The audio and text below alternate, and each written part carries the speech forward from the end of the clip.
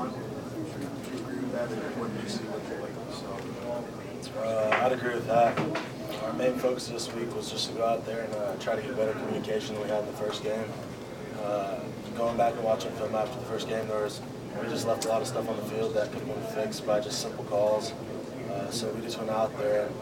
I mean, if something was wrong on the field, we tried to make sure to correct it. So we just pretty much worked on our communication. I feel like that's what made us successful.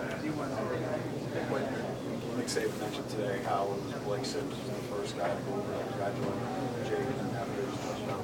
Just how much of a lift is that on the team to see when you have two guys who are battling for reps, who still seem to pick each other up and actually do genuinely go? I mean, yeah, that just explains what kind of guy Blake is. Excellent human being. Obviously, he goes over there, congratulates them. I mean, it just shows how much they like each other, how much they mean to this team, and it's awesome that they can do that for one another.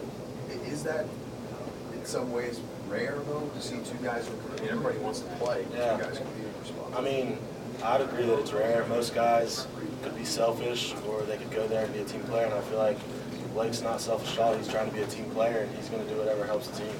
Isn't that what they preach here, though, the coaches? Yeah. I mean, it's kind of what they preach for real. I mean, we're all one team. There's no point of being just mad because you lost your spot or whatever. So, I mean, coach is always just saying, if you're good enough, you're going to play. So I feel like that's what's going on. Austin, how much does that reflect the fact that one guy's a fifth-year senior, the other guys are grads too? I mean, these are pretty mature guys, aren't they? Yeah, I mean, like I said, it just explains what kind of people they are. Neither of them are immature.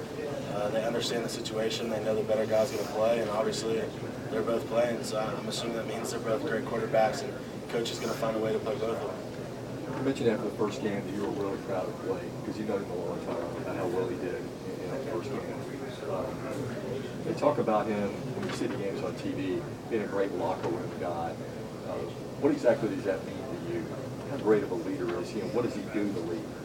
I mean, he's more vocal, uplifting, I'd say. He always has something to say before or after a game, during practice if it's not going like we want to. He's just very vocal, and he's really stepped up the past 5 years of being that because he used to be a shy guy for the first couple of years and more vocal than ever. What do these 3 non-conference games mean for your offensive line as a unit, especially with the conference games coming up? I mean, honestly, it doesn't really matter who we play. We're just trying to go out there and play Alabama football. It helps the way, just communication, like I said, getting guys playing time, and just playing football for real, because that's the only way you can get better is practicing and going out and playing. So I feel like that's how it helps. Austin, Jake had to be coached up a couple of times on national TV for a couple of mistakes that he made. How did he take that, in your opinion? I mean, obviously well. I think I didn't really see it, so I'm not exactly sure. I mean, I haven't really heard anything about it, so I'm assuming he took it well. Is he a coachable guy, do you think, just from what you've seen? I mean, yeah, to play here, you have to be a coachable guy. These coaches will get on you for minute things, so I mean, to play here, you have to be coachable, and he's definitely coachable. Also, through 2 games this season, you guys have played more plays than at any point in the last 4 years. Do you notice that, and how does it feel? I mean, yeah. It's just different. We've never ran this kind of offense, so it's a little bit of a change. I personally favor it because there's not a lot of time to adjust and get calls in.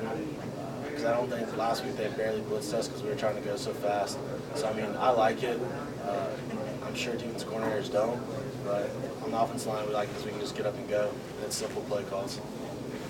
How much of it for you is, how much of a different dynamic is it too also with Sims and his escapability? He's been able to extend a lot of plays. Obviously, with anybody back there in the backfield, but does that kind of give you guys maybe an extra added security blanket a little bit to have a guy who can get away from the rush? I mean, yes and no. We obviously don't want to get to the point where we have to use it as that, but if it does get to that point, we're more than welcome for him to run. It can help if you lose your block late and hold it long. It's just great to have him back there and be able to get out of things.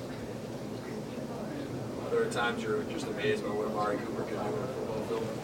Every day. He does it in practice and games. He's the reason that he can make plays. He just goes out there and busts his butt every day in practice. Coach preaches you practice how you play, and it obviously is being successful for him.